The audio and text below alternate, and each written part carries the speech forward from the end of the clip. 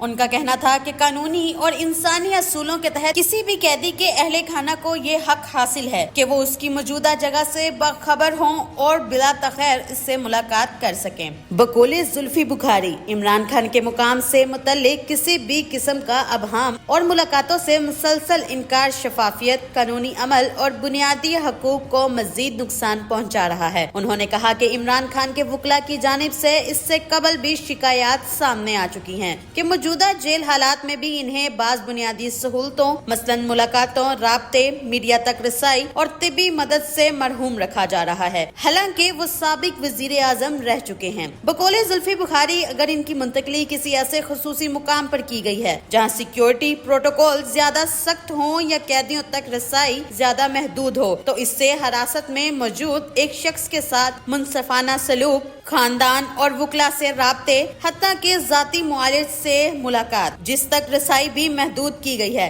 جیسے حقوق کے بارے میں خدشات مزید گہرے ہو جاتے ہیں۔